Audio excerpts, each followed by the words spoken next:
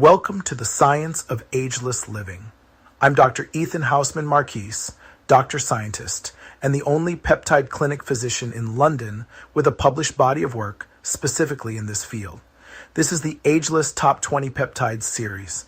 Every episode covers one compound, the real biochemistry, the honest evidence base, what we know, what we don't, and what the regulatory picture actually looks like. No hype, no discount codes, just the science.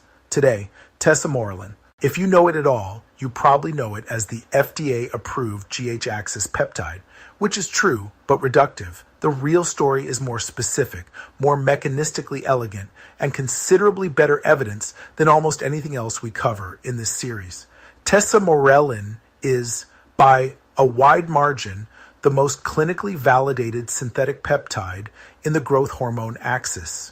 And the way it got there is worth understanding properly because it tells you something important about how peptide science actually moves from bench to clinic. In the mid-1990s, antiretroviral therapy was in the process of transforming HIV from a death sentence into a manageable chronic condition. Combination therapy with protease inhibitors and nucleoside reverse transcriptase inhibitors was extending lives in a way that had seemed impossible only years earlier. But as more patients lived longer on these regimens, a strange clinical syndrome began to emerge. It had a name. HY Sporsai, Joyful Ares Eyes, Entro Amwai Bapers.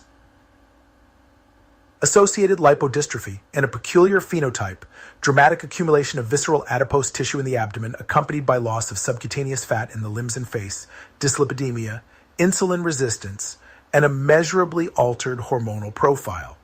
By the late 1990s, this syndrome was affecting up to 50% of patients on certain antiretroviral combinations. It was a quality of life and cardiometabolic catastrophe layered on top of the underlying disease. Researchers studying the endocrinology of these patients noticed something specific. Their pulsatile growth hormone secretion was blunted, not absent, blunted.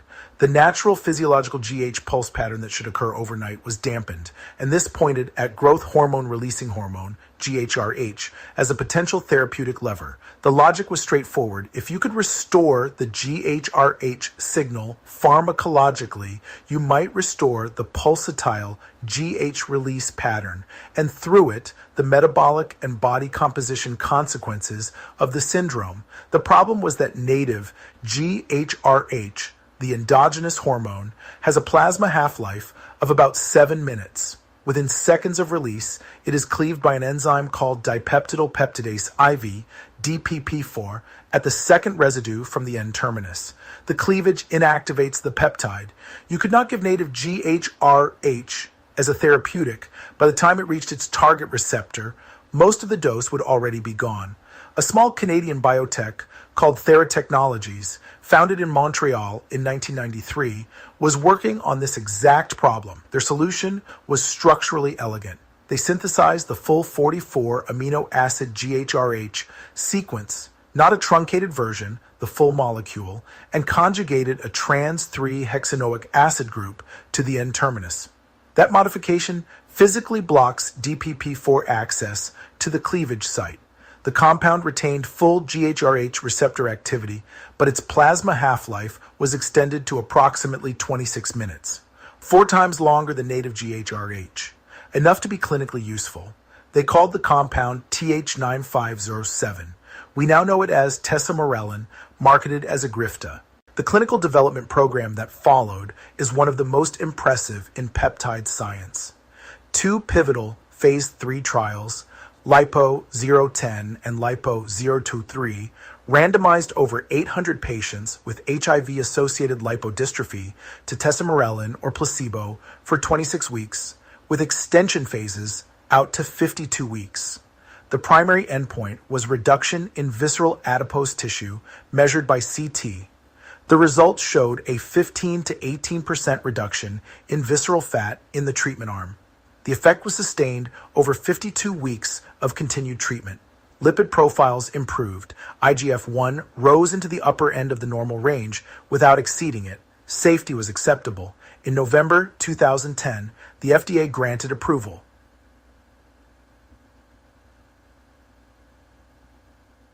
Making Tesamorelin one of only a handful of synthetic peptides to ever complete the full FDA development pathway.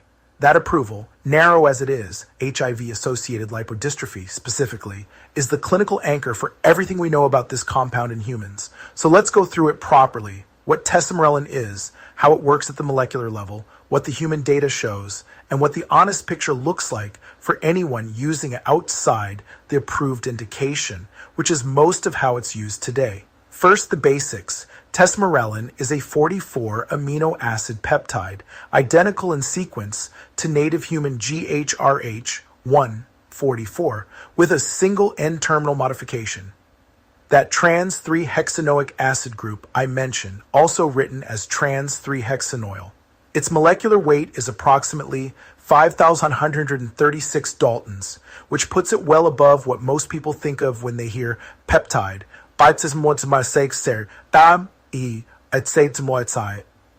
Closer in size to small proteins than to compounds like BPC-157. It is administered subcutaneously, typically 2 milligrams once daily, given the short plasma half-life and the desire to produce a single GHRH pulse, mimicking endogenous physiology.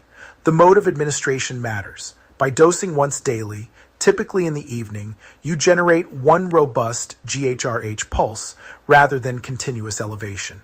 That distinction, pulsatile versus continuous, is central to everything Tesamorelin does mechanistically, and I'll come back to it.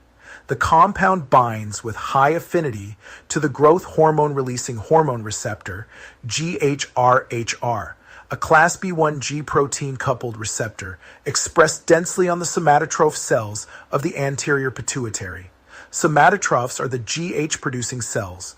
They make up roughly 50% of the anterior pituitary by cell count, and their function is regulated by two opposing signals.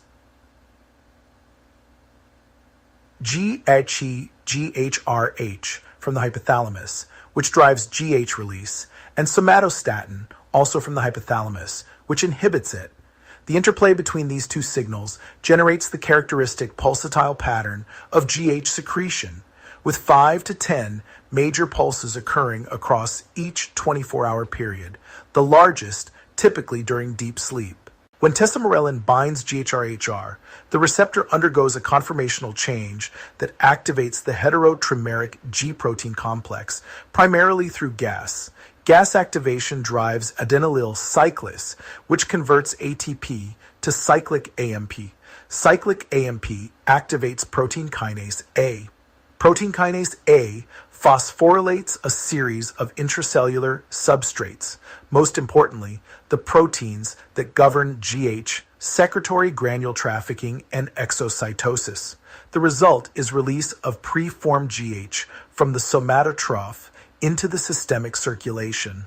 There is also a secondary pathway involving GAC coupling, phospholipase C activation, inositol triphosphate generation, and intracellular calcium mobilization, which contributes to the exocytosis process. So, the primary action of Tesamorelin is upstream of growth hormone. It does not introduce exogenous GH. It activates the body's own machinery to produce GH in its natural pulsatile pattern. This is the central mechanistic distinction between Tesamorelin and recombinant human growth hormone, and it has substantial clinical consequences. With recombinant GH, you bypass the entire regulatory hierarchy. You inject a hormone, you get sustained supraphysiological levels, somatostatin feedback is ineffective, and the natural pulsatile rhythm is abolished. With a GHRH analog like Tesamorelin, the pituitary still produces GH, somatostatin feedback still operates, and the pulsatile rhythm is preserved, just amplified. This preservation of physiology is, I think, the most underrated feature of Tesamorelin biology. It is one of the reasons the side effect profile is meaningfully better than RHGH for many endpoints. The GH released into circulation then acts at growth hormone receptors throughout the body, most importantly in the liver. Hepatic GH receptor activation drives JAK2 phosphorylation, STAT5B activation, and transcription of the IGF-1 gene. Hepatic IGF-1 is then secreted into the bloodstream and serves as the principal anabolic mediator of GH's downstream effects. IGF-1 binds the IGF-1 receptor on muscle, bone, and adipose tissue, activating PI3K, ACT, and mTOR signaling, the canonical anabolic cascade. So when we talk about what tesamorelin actually does in the body, we are really talking about a sequential pathway, GHRH analog, pituitary, GH pulse, hepatic IGF-1, tissue-level anabolic signaling. Parallel to the anabolic signaling, GH has direct lipolytic effects. It activates hormone-sensitive lipase in adipocytes, particularly in visceral adipose tissue, mobilizing stored triglycerides into circulating free fatty acids. This is the mechanism behind the visceral fat reduction observed in the FDA approval trials. It is also why the metabolic effects of GH are sometimes called counter-regulatory. GH elevation reduces insulin sensitivity, particularly during the pulse window, and can raise fasting glucose modestly. That counter-regulatory profile is one of the safety considerations for tesamorelin use, and we monitor it accordingly. Let me also touch on the somatostatin axis, because it is genuinely important and is often skipped. When GH levels rise, the hypothalamus senses the elevation and increases somatostatin output, which then inhibits further GH release. This is the body's negative feedback loop. With tesamorelin, because each dose generates a discrete pulse rather than sustained elevation, the somatostatin response remains physiologic. The system continues to self-regulate. Over weeks and months of continuous treatment, IGF-1 typically rises into the upper end of the normal range, then plateaus. It does not spiral upward indefinitely. That self-limiting characteristic is one of the more reassuring features of the compound's mechanism, and it is what distinguishes a GHRH analog from a GH agonist administered directly. Now let's talk about what the human data actually shows. And this is where tesamorelin is in a different category from almost everything else we cover in the series. Testisir saigwisiker de kerbersalso iriskarchar. So burst free, substantial phase 3 human data, multiple regulatory approvals, and 10 plus years of post-marketing experience. The primary evidence base remains HIV-associated lipodystrophy across the LiPo-010 and LiPo-023 pivotal trials, plus the open-label extension studies. The picture is consistent. Visceral adipose tissue reduction of 15 to 18% at 6 months, sustained to 12 months with continued treatment. Modest reduction in triglycerides, IGF-1 normalization, improvement in patient-reported body image, no significant change in subcutaneous fat. The effect is specific to visceral depot.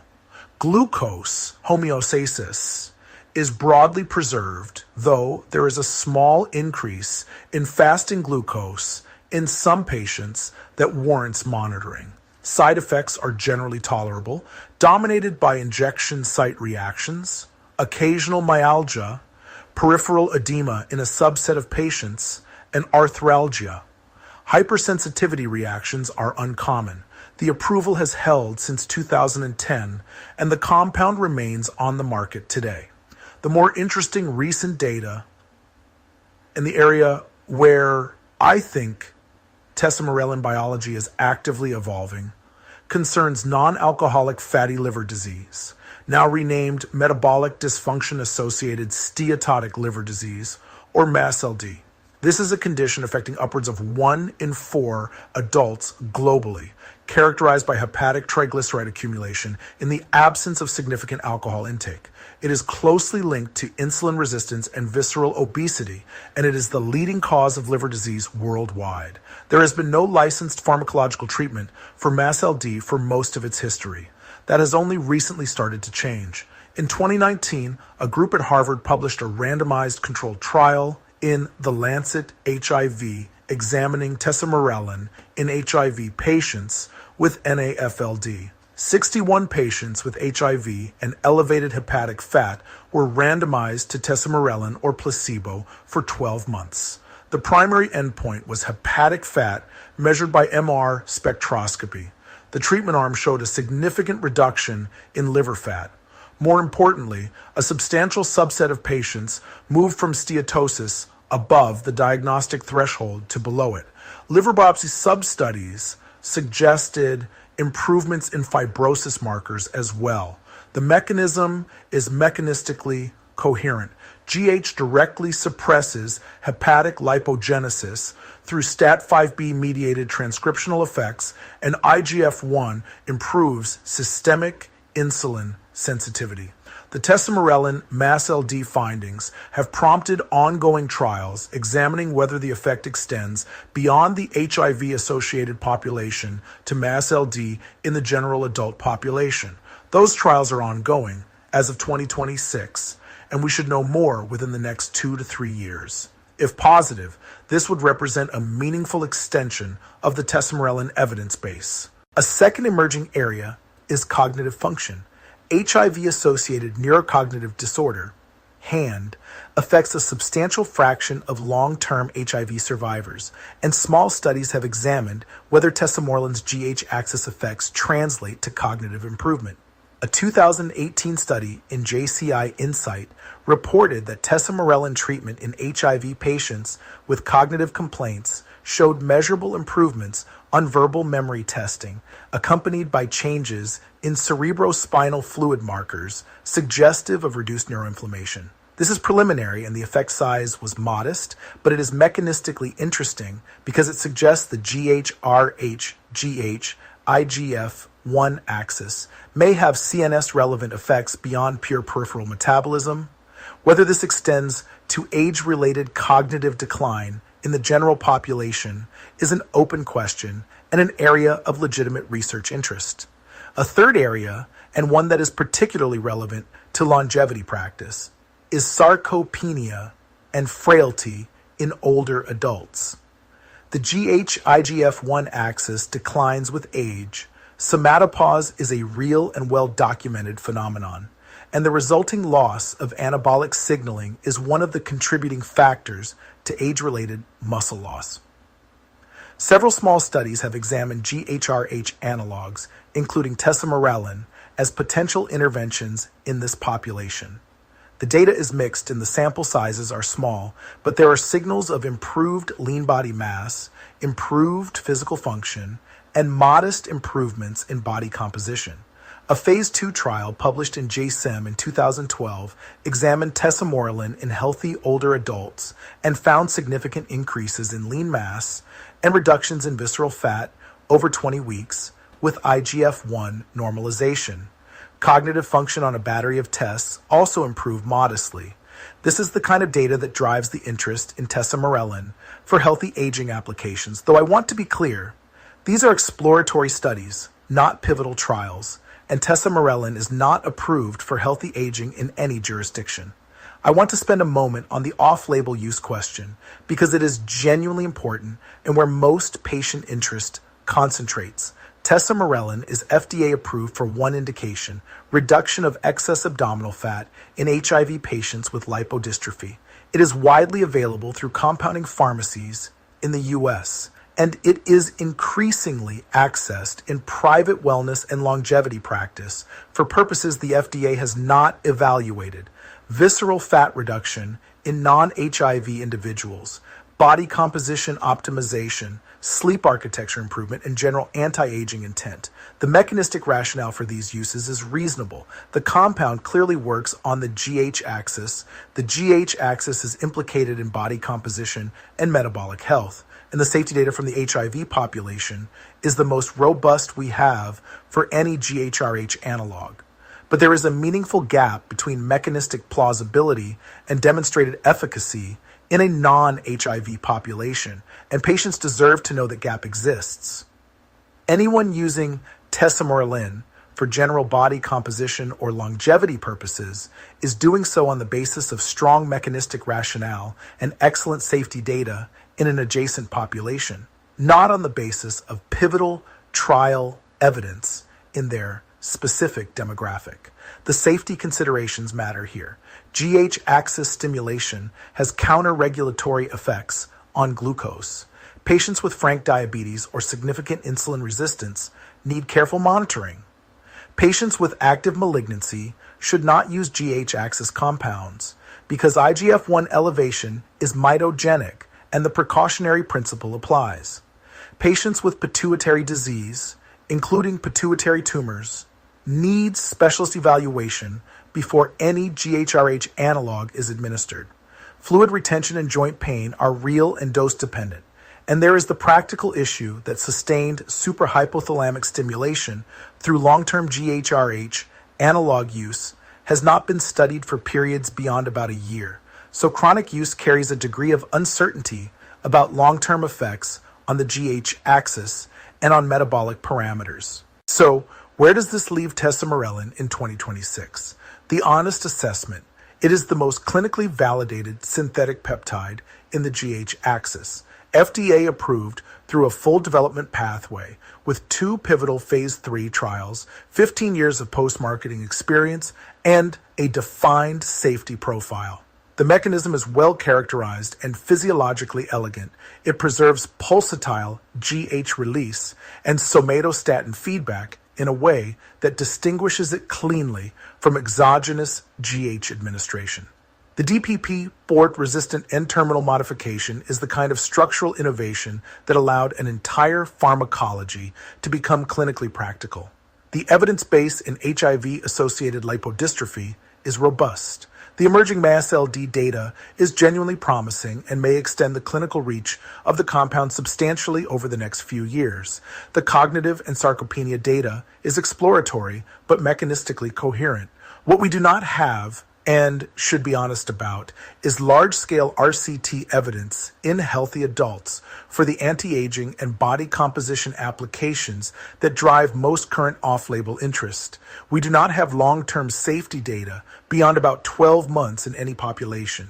We do not know whether the visceral fat reduction observed in HIV patients translates with the same magnitude in non-HIV adults, although the mechanism predicts that it should, and the smaller studies suggest it does. For clinicians operating in jurisdictions where the compound is appropriately accessible, and that means as an FDA-approved medicine in the US through specials provisions on a named patient basis in the UK, where a clinician determines it is appropriate, and similar regulated pathways elsewhere, Tesamorelin sits in a unique category. It is one of the few peptide compounds with substantial pivotal trial data, one of the few with clean mechanistic understanding, and one of the few where the safety profile is reasonably well characterized across thousands of patient years of clinical use. It is not a casual wellness compound. It requires baseline diagnostics, IGF-1, fasting glucose, HbA1c, lipid panel, and consideration of pituitary status. It requires ongoing monitoring at 3-month intervals minimum. It requires explicit consent regarding off-label use and the limits of current evidence. With that infrastructure in place, it is one of the more defensible compounds in the longevity research peptide space. That's Tesamorelin, 44 amino acids, a trans-3 hexanoic acid modification that made an entire pharmacology possible, developed by a Canadian biotech in the 1990s for an emerging HIV-related syndrome, FDA approved in 2010. Now one of the most mechanistically validated and clinically interrogated peptides in the GH axis, with an evidence base that, uniquely in the series, includes pivotal phase 30, Atifudsounds, Gersesintrus, Desativritrus, Sesiskuan, Showtonsag data, and an emerging clinical reach into MASLD, cognitive aging, and sarcopenia that may substantially expand its role over the next several years. In the next episode, we'll be covering pentadeca arginate, a newer arginine-enriched analog of BPC-157 with a scientifically coherent mechanistic rationale and an evidence base that is, frankly, far earlier than Tesamorelins. We'll do it the same way. What it is, what the proposed mechanisms are, what the evidence actually shows, and what the honest picture looks like. If this series is useful to you, share it with someone who's navigating this space. This field deserves more rigorous public discussion and less noise. I'm Dr. Ethan Hausman Marquise. This is the Science of Ageless Living.